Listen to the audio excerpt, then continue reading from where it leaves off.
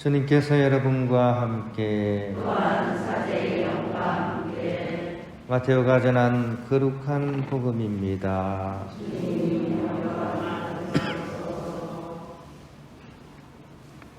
그때 예수님께서 제자들에게 말씀하셨다. 너희의 의로움이 율법학자들과 바리사이들의 의로움을 능가하지 않으면 결코 하늘나라에 들어가지 못할 것이다. 살인해서는 안 된다. 살인한 자는 재판에 넘겨진다고 옛사람들에게 이르신 말씀을 너희는 들었다. 그러나 나는 너희에게 말한다. 자기 형제에게 성을 내는 자는 누구나 재판에 넘겨질 것이다.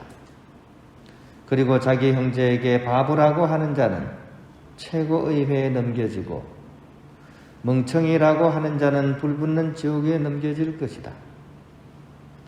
그러므로 내가 제단에 예물을 바치려고 하다가 거기에서 형제가 너에게 원망을 품고 있는 것이 생각나거든 예물을 거기 제단 앞에 놓아두고 물러가 먼저 그 형제와 화해하여라.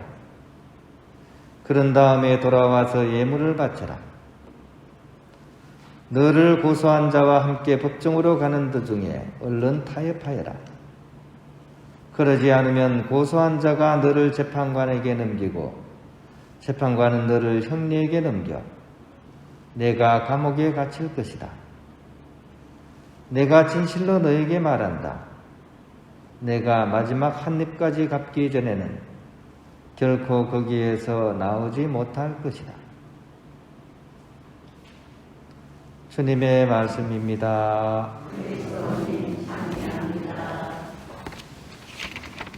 부활입니다. 인생사를 이렇게 표현합니다. 봉고차 한 대라고요. 무슨 얘기냐 하면 우리가 정말 가깝게 관계를 나누는 사람들은 우리 봉고차 한 단에 들어갈 정도의 사람이고 그 사람들과의 어떤 관계를 통해서 우리 인생이 엮어져 가고 또 이루어져 간다는 얘기입니다. 굉장히 우리가 많은 사람들을 만나고 많은 사람들과 관계를 맺는 것 같지만 정작 이렇게 정확하게 짚어보면 그렇게 많지 않다는 얘기죠. 근데 우리는 이런 특히 봉고차 한 대 안에 들어갈 수 있는 그런 가까운 사람들에게 상처를 주고 있고 또 미움을 주고받으면서 서로 고통을 겪어가면서 살아갑니다. 그러면서도 많은 경우 가깝기 때문이라고 얼버무리기가 쉽죠. 내가 상처를 주고서도 뭐 가까운 사이에 뭐 그래. 또 허물없는 사이라고 이렇게 생각을 하죠. 그죠? 그러면서 적반하장의 태도를 취하기도 하죠. 그죠? 어떻게 그것도 몰라. 이제 늙었네. 이럴 때 당신은 좀 빠져. 우리 흔히 쓰는 얘기죠. TV에서 그죠? 심지어 오늘 복음에 나오듯이 바보야, 이 멍충아, 이렇게 심하게 얘기도 합니다. 이런 얘기를 들으면 그 듣는 사람의 마음이 어떨까요? 이게 공부를 가지고 그죠? 이렇게 나무를 이렇게 콕 이렇게 하면 그죠? 나무가 푹 파이죠? 이런 말마디가 이 부드러운 우리 마음살에 생채기를 냅니다. 그러면 그때서 우리는 그 위에다가 압박 붕대를 막 이렇게 싸매죠. 그 압박 붕대는 그죠? 미움이라는 압박 붕대입니다. 그렇게 어설프게 싸맵니다. 그래서 미움으로써 그죠? 내가 입은 상처를 이렇게 덮으면서 그렇게 지내곤 합니다. 근데 이렇게 하는 것은 제대로 된 치료가 아니죠. 그냥 대충 이렇게 어설프게 덮어놓으면 결국은 곪고 또 썩어버리게 되는 그런 참혹한 결과를 맞게 됩니다.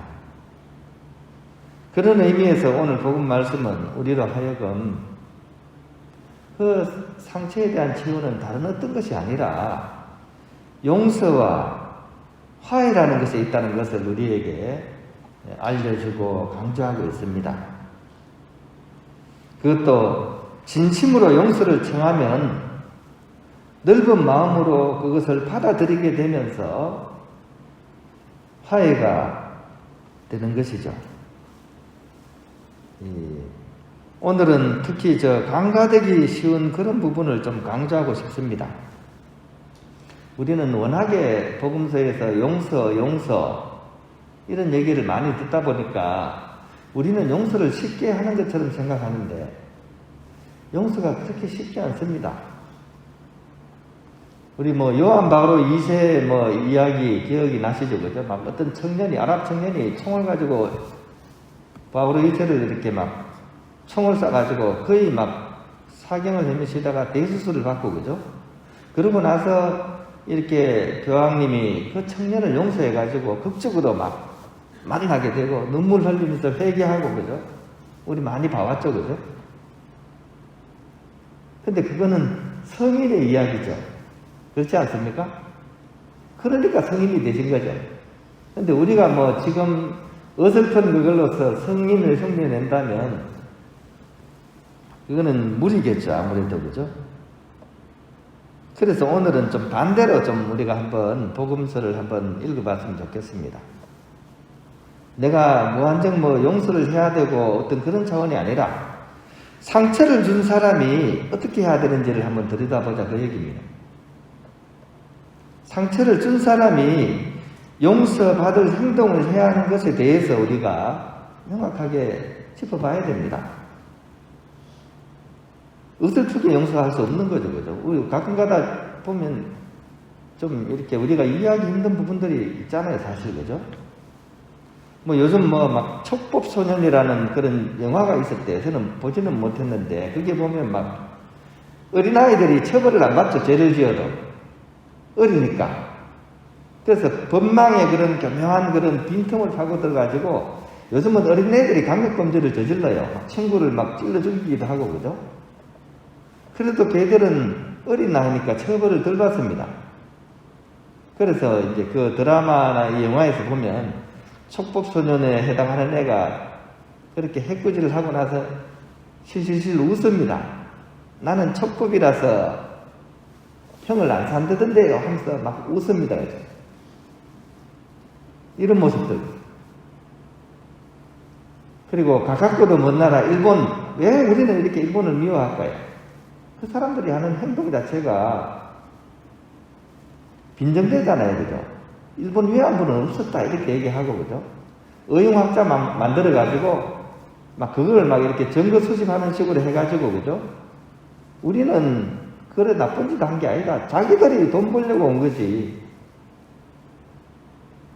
이렇게 얘기를 합니다. 또 미랑이라는 그런 영화가 있죠. 거기 보면 막 신앙을 빈다 해서, 그죠? 그 사람들이 경악할 말을 하잖아요. 범죄자가 아들을 죽여놓고, 그죠? 찾아온 면회 큰 맘 먹고 한번 용서해보겠다고 온 그 어머니한테 하는 얘기잖아요. 자매님 잘 오셨습니다. 하나님께서 제 죄를 다 용서해 주셨습니다. 그렇게 얘기하잖아요. 그때 이제 그 주인공이신 분이 막 처절하게 얘기하잖아요. 어떻게 하나님이 용서하냐고, 내가 아직 용서를 안 했는데. 우리 이 부분을 잘 성찰을 해야 됩니다. 용서란 게 그냥 말로만, 입술로만 용서하는 것이 아니라 마음과 마음이 통해야, 가슴과 가슴이 통해야지 용서가 되는 거죠. 이런 조금 전에 제가 예를 들었던 이런 가해자들의 행동은 참으로 치졸한 행동이고, 두 번 상처를 주고 죽은 사람을 두 번 죽이는 그런 행위인 것이죠. 왜냐하면 용서라는 것은 제대로 된 그런 사과를 한 후에 피해자가 부여하는 마지막 단계 전인적인 행동이기 때문입니다. 말로만 하는 것이 아니라 피해를 입은 사람이 마지막에 마음의 문을 열고 하는 게 용서라고요. 근데 우리는 용서를 너무 쉽게 얘기를 한다는 것이죠. 그래서 용서를 얻기 위한 사과는 일반적으로 한 6가지 구성 요소를 가지고 있어야 된다고 얘기합니다. 첫째는 후회 표현이 있어야 됩니다. 가해한 사람이 정말 후회한다는 그런 표현이 있어야 됩니다. 두 번째는 그 일이 뭐 의도했건 의도하지 않았건 잘못된 그런 경위에 대해서 설명을 해야 됩니다. 그 다음에 책임이 인정을 해야 됩니다. 자신의 책임을 인정하지 않으면 그건 이렇게 사고가 아니죠. 자신의 책임을 인정해야 됩니다. 이게 핵심이죠. 그 다음에 본인이 뉘우친다는 사실을 공표를 해야 됩니다. 선언을 해야 됩니다. 나 마음속으로 사죄했어. 이런 거는 말이 안 되는 사죄죠. 그리고 실질적인 피해 복구에 대해서 약속을 해야 됩니다. 그러니까 네가 참아 이 얘기 아닙니다. 잘못을 했으면 그게 합당한 그런 피해 복구를 해야 되는 거죠. 그리고 마지막에 용서를 호소하는 것이 이 6단계입니다. 이 중에서 가장 중요한 3가지를 꼽아서 3R이라고 합니다. 3R. 첫 번째, 후회를 표현하는 게 리그레시죠. 후회를 표현한다. 그래서 R, 첫 번째 R입니다. 두 번째는 책임의 인정이죠. responsibility. 두 번째 R입니다. 세 번째는 피해 복구에 대한 약속.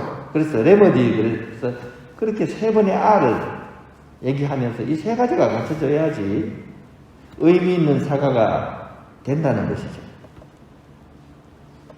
제가 오늘 이렇게 얘기하는 이유는 우리도 사과를 해야 될 사람인가 하는 것을 우리가 생찰해 봐야 된다는 거죠. 우리는 대부분 피해의식이 많죠. 사과를 받아야 된다고 생각하죠. 근데 그렇지 않습니다. 일상의 자잘한 일상사를 다 살펴보면 우리가 사과해야 될 사람은 오히려 내가 받아야 될 사람보다 더 많을 수도 있습니다. 그것을 우리는 오늘 복음을 읽으면서 성찰해낼 수 있어야 됩니다.